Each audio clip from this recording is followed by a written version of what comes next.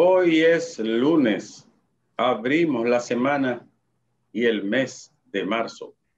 1 de marzo, iniciamos el rumbo de la mañana en esta apertura de la jornada laboral que corresponde a estos 5 días con todo el esfuerzo, la dedicación y el entusiasmo que caracteriza el rumbo de la mañana. Gracias, Carlos Peña, que nos pasa el bastón. Abre desde las 6 con Telefuturo y esta estación, además de Premium 101.1 para el Cibao y todas nuestras plataformas de la red. Y de Carlos Peñas al equipo del rumbo de la mañana para dar la apertura formal de estos componentes que incluye a don Fafa Tavera, Francis Jorge, Patricia Arache, Domingo Páez, Ricardo Nieves, Jesse Pérez en la producción general y el siempre diligente Isidro Labur como control máster. Este es el rumbo de la mañana.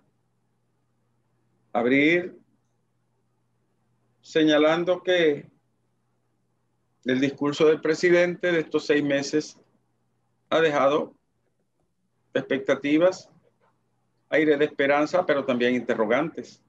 Y una de las interrogantes es ¿de dónde vendrá el dinero para solventar, dar soporte y cubrir los costos de más de 120 obras que contiene la propuesta de esta breve rendición de cuentas por el tiempo y amplia rendición por las promesas? Y dentro de tantas cuestiones tocadas por el primer magistrado de la nación, el primer mandatario, dentro de tantas cuestiones tocadas está uno, y necesariamente no en orden, sino por temas. La ley 112, la revisión mediante una comisión técnica que revise la norma que regula el precio y la distribución de los combustibles en la República Dominicana. Un país que casi penaliza con 90 pesos cada galón de combustible para el consumidor corriente, casi 90 pesos. Y un dinero que se usa fundamentalmente para el pago de la deuda externa en intereses y amortizaciones. ¿Qué se haría con esa ley? Pienso que es muy probable que más que quitar impuestos, se desmonten subsidios y exenciones a sectores poderosos del país que se benefician con menos impuestos, mientras el ciudadano común tiene que cargar con el peso completo de un 35% que equivalen los impuestos en cada galón de combustible que llega al consumidor final. ¿Qué va a hacer el gobierno?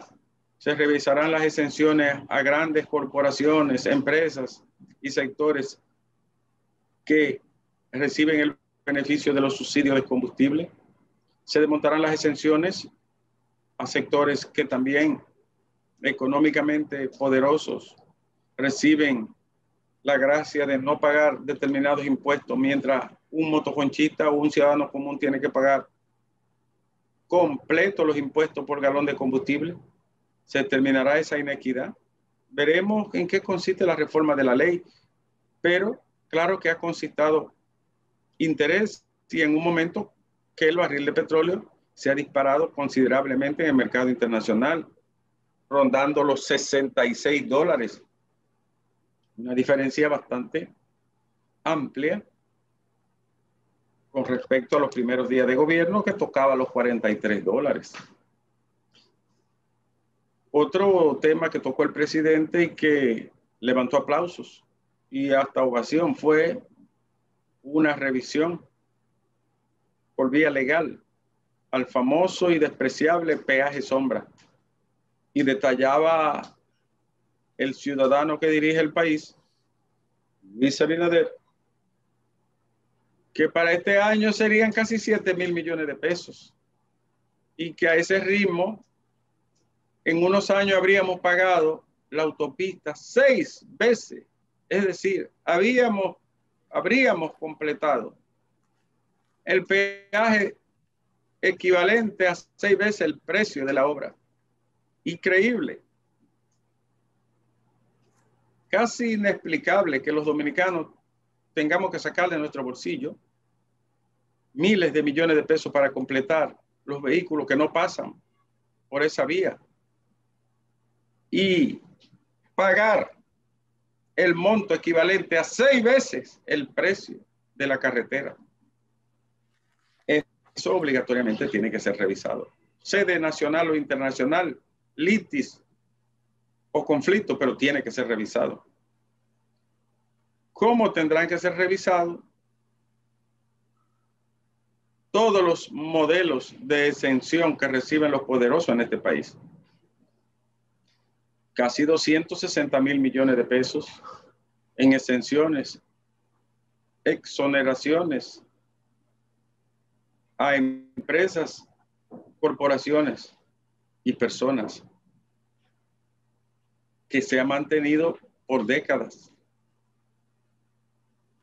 Unos privilegios, subsidios que crispan al más frío.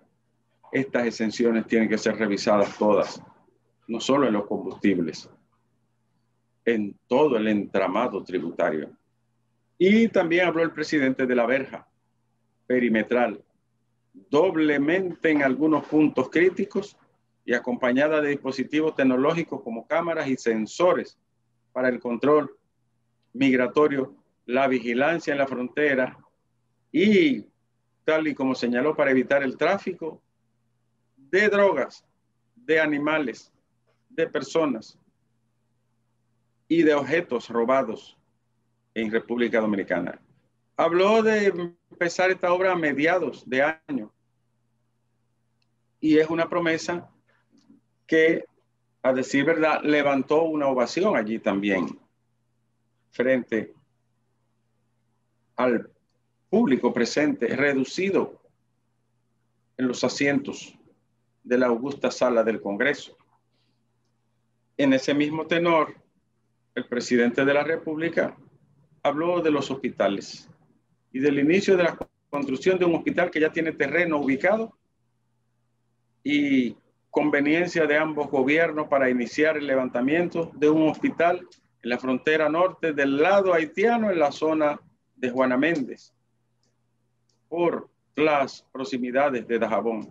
Este hospital, habló de varios, dijo hospitales, pero habló del primero, y digo yo aquí haciendo un paréntesis.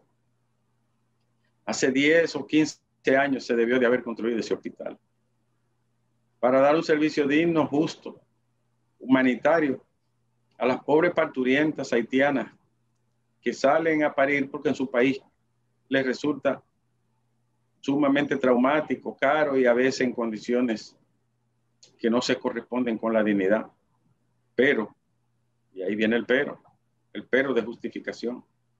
¿Qué país permitiría que las mujeres de otro país vayan a dar a luz permanentemente en su nación sin control ni regulación de ninguna especie? Pagado por el mismo Estado, asumido por el mismo Estado y pueblo, y al final generando también un desorden migratorio de consecuencias imprevisibles, porque ¿qué pasará en 5, 10, 15 años si el número aumenta cada vez más? Y esos seres humanos desheredados, empobrecidos y desesperados continuarán a los hospitales. De modo que eso debe de pensarse y sopesarse con buen tino. Y la República Dominicana, que está combinando y combinando a la comunidad internacional, ha hecho el primer esfuerzo y debe de hacerlo el país. Y en el caso de este primer hospital, debe de asumirlo, porque la comunidad internacional ha demostrado que a Haití no le importa ni le duele. Debe de asumirlo la República como iniciativa. Un buen hospital, equipado, un buen personal, señores, porque a decir verdad y a ciencia cierta, yo no he visto todavía un caso en el mundo moderno donde un país vaya asumiendo la responsabilidad obstétrica de otra nación. Yo no lo he visto. Y eso obligatoriamente que conduce, además de grandes inversiones económicas para un país pobre como el nuestro, conduce a un problema futuro. ¿Por qué conduce a un problema futuro? Porque usted está generando una nación sin documento dentro del vientre de la nación. ¿Y qué va a pasar con esos ciudadanos sin documento? Excluidos, marginados, frustrados cuando crecen y en condiciones deplorables. Y entonces, ¿qué ocurriría en el tiempo? Que usted está creando una nación indocumentada dentro de su mismo país. Esto tiene que ser regulado. Todo el respeto a la dignidad y a los derechos de la persona, como establece la razón, pero tiene que ser regulado. Además de que la frontera nuestra es tan débil y vulnerable que se presta para todo tipo de tráfico, incluyendo el tráfico de drogas, de armas, de bebidas, de objetos robados, de carros, de animales, de vaca, de todo.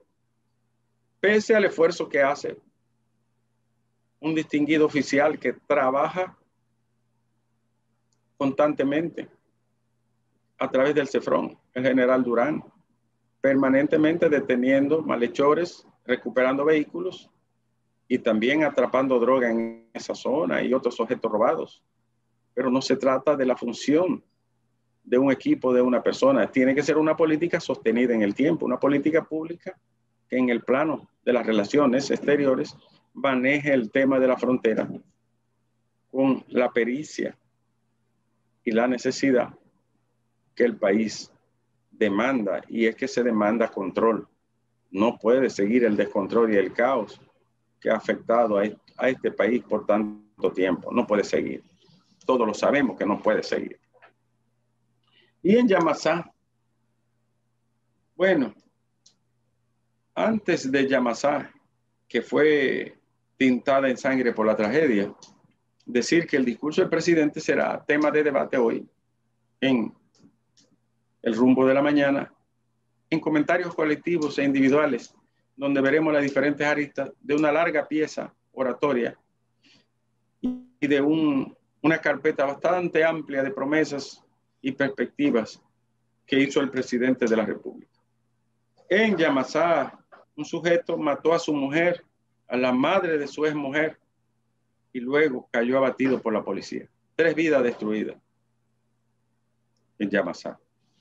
3 vidas destruidas por el machismo otra vez. Se habían separado. Ella se había negado a volver con él por maltratos y la decisión de él fue asesinarla a ella y a su madre y luego enfrentar a la policía, que finalmente terminó con la vida del sujeto en este municipio de Puerto Plata, de Monte Plata. Triste la noticia del fallecimiento del maestro Henry Elay. Falleció nuestro tenor Henry Elay, lírico y formidable hombre del bel canto, víctima del COVID. Paz a su alma, tranquilidad y sosiego a su familia, de este hombre que fue un ícono del arte elevado del país. Henry Elay, en paz, descanse. Y en Barcelona la protesta no se detiene. Después de la condena de un artista urbano que, según un tribunal, ofendió a la corona. Oigan eso, señor. En Europa hablarse de ofensa a la corona, propio de una concesión metafísica y medieval. Ofensa a la corona. ¡Qué desgracia! Oh Madrid, oh España. Las protestas se han extendido y hasta quema de vehículos oficiales se ha producido. Y esto no terminará bien en la madre patria, porque, aunque usted no lo crea, allí han condenado a una persona porque habló mal de la corona. del rey. Qué vulgaridad en el siglo XXI. Y Donald Trump 2024. Se presentará el hombre que ya ha asumido las riendas del Partido Republicano y se proclama como el hombre del próximo periodo y que dice todavía fue víctima de un fraude. Así anda Donald Trump en los corrillos políticos de la Gran Unión, diciendo que es la cabeza de proa del año 2024 para presentarse como candidato otra vez por los republicanos. Y hoy aparece, señores, un trabajo del periódico Diario Libre, un trabajo combinado de plumas destacadas de este periódico dominicano. Mariela Mejía, Yulisa Álvarez, Karen Veras, Sugeli Tejero, Wander Santana, Natanael Pérez, Severo Rivera, Cristian Cabrera y Yamilés Rosario.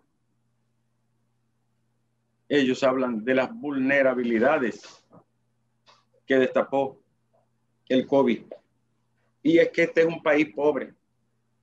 No hay que tener vergüenza en decirlo, sino honradez en admitir que somos una sociedad fracturada por la exclusión, por la pobreza y en algunos casos por la miseria. El hecho de que usted le diga al mundo que hoy usted tiene 2 millones de hogares que han sido intervenidos por el Estado para que no se derrumbe su economía familiar y personal, nos dice a nosotros de la tremenda pobreza y la poca sostenibilidad del sistema económico de este país. 60,000 millones de pesos para programas que se añadieron, 60,000 millones de pesos para programas que se añadieron al asistencialismo estatal. Fase 1, fase 2, quédate en casa para ti y la doble. Necesitan cada programa alrededor de 15,000 millones de pesos para asistir a los pobres de la patria que nunca se beneficiaron del crecimiento económico ni de las bondades de una economía boyante según las cifras y las mediciones que los órganos internacionales y el Banco Central hacía en nuestro país. ¿Dónde quedó tanta bonanza, tanta riqueza producida, tantos bienes generados? ¿A dónde se fueron? ¿A dónde irán, como diría el poeta? 2 millones de hogares equivale a 8 millones de personas asistidas por el gobierno, por el Estado. ¿A dónde fueron a parar las riquezas y el dinero generado por ese crecimiento? Francis Jorge, dímelo tú, que sabe de economía. Y eso ha empujado a que el país se endeude más, mucho más, y que también tenga que disponer de recursos que eran para otros fines de inversión en la asistencia de las familias vulnerables de la nación. La pobreza desnuda nuestras verdaderas calamidades materiales y espirituales. Y es que, señores, ¿saben por qué ocurrió esto? Sencillamente por algo que hemos discutido muchas veces en el rumbo de la mañana. La familia dominicana que nace pobre tiene un 98% de posibilidades de que su descendencia siga siendo pobre. Solo un 2.3% puede crecer y ascender en la escala social. Eso significa que es un sistema excluyente, injusto, vulnerable, de poca sostenibilidad y que saca al ser humano del centro de la política económica y social. Solo 2% crece y sale de los andurriales de la miseria. El restante 97.7% sigue la misma ruta y el mismo destino de sus progenitores. Pobres siguen pariendo pobres y esos pobres paridos seguirán generando más pobres. Ese es el círculo vicioso y el eterno retorno de la política dominicana. ¿Por qué hay tan poco ascenso social en el país? Porque los ingresos son pírricos. La capacidad cognitiva y el desarrollo para generar bienes y riquezas no alcanza en los dominicanos que no llegan a 6 grados de primaria y que no tienen una formación técnica que les permita avanzar para mejorar sus condiciones de vida y las condiciones sociales. ¿Y por qué los pobres del país tienen ese problema si tenemos tantos años creciendo y estamos diagnosticados hace tanto tiempo? Ya sabemos qué ocurre. Porque la riqueza se ha concentrado en menos manos. Y el 20% de lo que se genera en el país como riqueza lo maneja el 20% de lo que se requiere o se genera como riqueza. Es lo que maneja más del 60% de la sociedad. Mientras que el 60% de lo que se produce como riqueza y bienes lo maneja menos del 20%. Es decir, concentración en menos manos. Riqueza acumulada y algo peor, informalidad y naufragio de los trabajadores informales que llega casi al 60%. La gente que se gana la vida en este país ronda el 60% en la informalidad, sin ningún plan de retiro específico, ni pensión adecuada, sin un salario digno como tal, sin pagar impuestos al Estado y en calamidad permanente. Sobrevivencia de la llamada economía del día a día, del goteo. Ese modelo económico es inviable desde el punto de vista del desarrollo integral. Estas vulnerabilidades destapadas desmienten también las características de un crecimiento que solo favorece a un pequeño núcleo de la sociedad y que golpea a la inmensa mayoría. Por eso cuando se habló en un momento de que la sociedad dominicana era clase media, yo le dije, eso no es cierto al presidente de entonces, porque para ser clase media hay que tener ingresos estables y seguros, pequeño ahorro, vivienda, vehículo y al menos un trabajo con ingreso decente. Y no es verdad que la mayoría tiene esa condición. Por eso dije eso con todo el respeto del mundo al señor pasado presidente. Le dije, no, presidente, esta no es una sociedad de clase media. Esta es una sociedad de medianía económica. Medianía es sobrevivencia. Y ahí están los 8 millones asistidos que no pueden prevalerse por sí mismos. Y el otro elemento de la pobreza es la brecha tecnológica y digital. El analfabetismo digital enseña la tremenda vulnerabilidad de una sociedad que en el siglo XXI todavía sigue pensando y actuando como finales del siglo XIX, en muchos casos, incluyendo la productividad. Señores, la digitalización es como aprender el A, I, O, U de las escuelas cuando asistíamos a la alfabetización inicial. Y si la sociedad no está digitalizada, ni sus personas están preparadas en el mundo tecnológico, es como si no supieran leer y escribir. Y lamentablemente en nuestro país no llega a un 28% de conectividad real.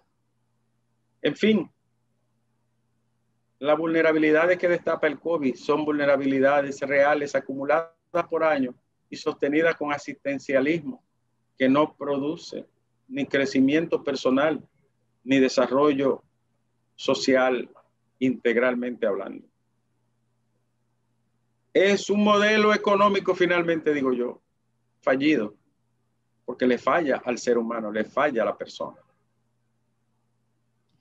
Y por último, señores, la destitución del ministro de Salud Pública se veía venir. Yo creo que en la mente de todos nosotros está la idea, sin que nos pongamos de acuerdo, de que no se trata de una persona corrupta ni de compuesta, ni que fue allí a hacer cosas mal hechas, sino de un hombre que falló en la gerencia y en la vigilancia de quienes le rodean. Primero, el escándalo de cobrar por los nombramientos le estalla en sus propias manos. Y ese departamento siguió intacto. Y la información que teníamos era que ahí había gente que seguía haciendo lo mismo. O sea, gente vieja y nueva.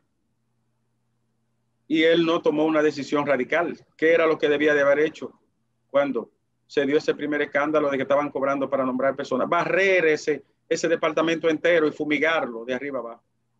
2, se rodeó de un equipo que no lucía tener la competencia ni la destreza suficiente con una pésima estrategia de comunicación y con un nivel de presencia muy pobre. Tenía el ministro que ponerse él constantemente a responder y a decir cosas, mientras la comunicación estaba nula en todos los aspectos. 3, cuando estalla el problema de la jeringuilla, dura 10 días en los medios de comunicación y en las redes sociales y no hay ni una respuesta. Y cuando se sale a dar la respuesta es para justificar el hecho, que a todas luces era desproporcional, geométricamente desproporcional y sin ninguna justificación real en el mercado. Es decir, también la comunicación y la respuesta fueron extremadamente pobres. Se lamenta que es un excelente profesional de la medicina, un facultativo muy competente, de muchísimo respeto y además de una cualidad humana buena en el trato a los pacientes, según todas las informaciones que hemos recogido. Pero no estuvo a la altura de la respuesta para responder a un nivel de contingencia muy fuerte, porque, lo voy a decir con palabras muy llanas, la mafia que operan alrededor del sistema de salud son grandes ligas. Ahí ha habido siempre un nivel de filibusteros, bucaneros y corruptos que para arrancarlo de cepa se necesita valentía, coraje y libertad para hacerlo. ¿Quién será el nuevo ministro de Salud o la ministra? Ya veremos.